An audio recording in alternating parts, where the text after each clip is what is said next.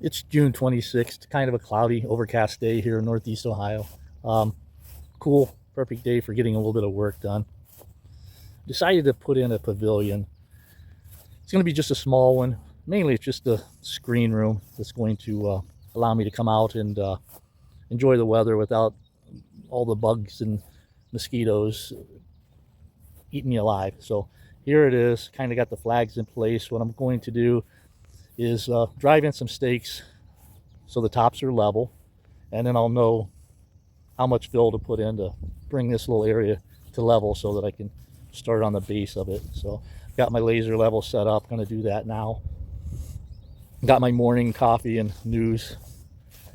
Starting to have a hard time believing anything I read and only half of what I see. It's just crazy the way that AI has taken over some of the media, and it's very hard to tell. Sometimes I can't tell. And even when I'm talking on the phone to a customer rep, sometimes I wonder if I'm speaking to a real person or not. It's just that good. And what we're being exposed to is not even near what they have as far as capabilities that are still probably confidential or secret. So, our future is going to be a crazy thing, not knowing what's real and what's not. And that's really concerning to me. People get swayed by different content creators. And I know I was watching one YouTube video about an old guy talking about things he learned, lessons in life. And then I think another one was suggested to me, and it was a totally different guy saying the same things, I think in the same voice, but he was, obviously a completely different person. I'm not real sure how to deal with that. If anybody else has any comments out there that would maybe put me in the right direction, or maybe how to better tell what I'm seeing is real or not, or even if it really matters. I mean, maybe we just need to expose ourselves to less content and more real world experiences. Okay, I got all the stakes in. The tops of all the stakes are level, and this just gives me a visual of how much fill I need. So I'll just leave them in and fill the dirt up to the tops of them, roll it down, and when I get done, I'm gonna have a nice level smooth base to construct my floor of the gazebo.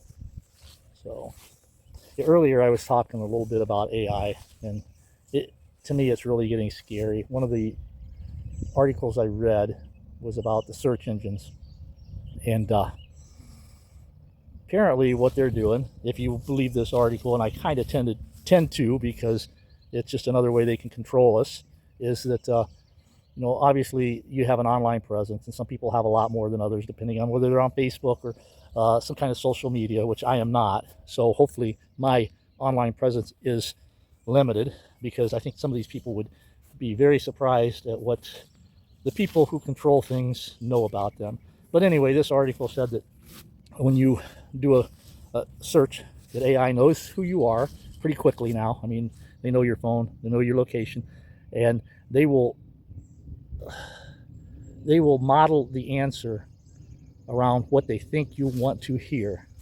But then they can always put in a few lines that maybe will slowly direct you into thinking the way they want you to think.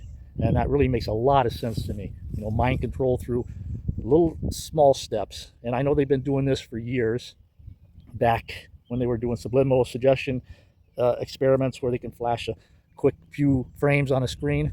And I think maybe it worked better for some people and not so much for others. But this is through AI. I just wonder how much of my own thoughts are my thoughts and not been swayed by what I'm hearing, and maybe sometimes what I want to hear. So another way that AI can definitely change our lives. And now the last administration, they were trying to control people through shutting down certain social media sites that they didn't agree with the administration, and they had a board of disinformation they were going to set up. It was a little bit more out in the open. I mean, even me heard about that through some real good reporting of people that was trying to keep people apprised about what's going on. So, and same here with the AI. It can be used for great things. You know, I hear some real good medical breakthroughs, but can also be used for some nefarious things that end up giving them more control over us, and not just our everyday lives, but the way we think. So, not sure what to do about that other than maybe limiting our exposure to their abilities to manipulate us. So, here are the koi. I fed them earlier. They're probably not going to come up. They're down there, but there's, unless I put some food in there, they don't trust me. They think I'm going to be one of the critters that want to eat them. So that's it for now.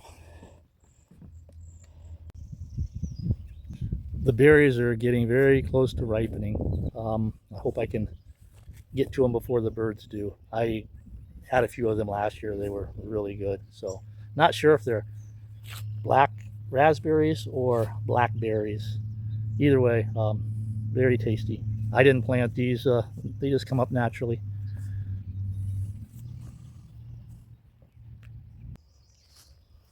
Another article I read today was about how these bunker builders are busy as heck building these multi-million-dollar bunkers for the super rich, and even just some of the normally rich people, not the super rich.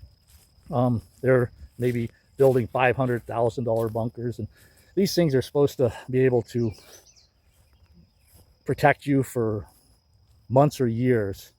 You know, they have all the stockpiles and energy you're going to need. And you know, my first thought is, if you need to live underground for months or a year, what is the world going to be like when you finally open that door and crawl out? It's probably not going to be good. And another thing is, a lot of these people that are building these huge bunkers, underground complexes, whatever, they're pretty entitled people. They're used to living a pretty soft life. I wonder how they would fare being locked underground for months. I think myself wouldn't do too well. Sometimes I have a hard time getting through a couple rainy days without being bored. You know, always wanting to start on the next project or whatever. So being locked underground would be a tough one. And like I said, I'm not sure I'd want to live in a world that would require me to be underground that long. And, you know, what would it be like when I came out? It just might not be conducive to my existence. And, you know, there's going to be a lot of dangers that we don't face during our day-to-day lives now. So it's, especially if you have kids, I mean, you need to prepare to try to make sure that they're going to make it through as best as possible. Put it this way, an emergency that you can make it through. There's going to be some that, unfortunately, very few people will make it through, and the ones that do probably will have a very harsh existence, to say the least. So that's it. I just gotta kind of chuckle when I hear about these ultra rich. You know, it's, yeah, they'll make it through a day or two or a week or so, but after that, who knows? Even though they have all these preparations. Speaking of bunkers, reminded me of a sitcom I used to watch years ago, The Happy Days. I think most of you probably know of that series. And it was set in the 50s. In this one episode, the Cunninghams were going to put in a bomb shelter. That's what they called them back then, partly because the Cold War, and the big scare then was Russians dropping a bomb on us. So they had this marked out in their backyard, and their kids' friends heard about it. So they all came over, and they were standing in it, figuring that they would have a place to go when the bomb drops. And the father had to say, no, this is just big enough for our family. You guys can't come in here.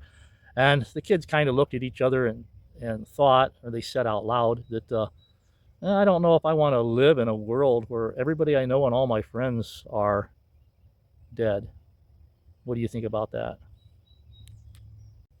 So at the end of the episode, they decided not to build a bomb shelter at all. They were looking at things through a certain lens, and it took their kids to make them see things a little differently.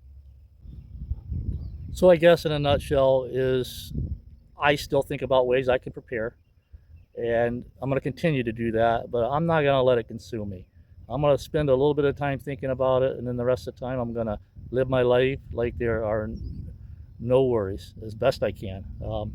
Keep moving ahead with projects like the one I'm working on over there, and do what I think is right for me and mine. And I hope you guys do the same.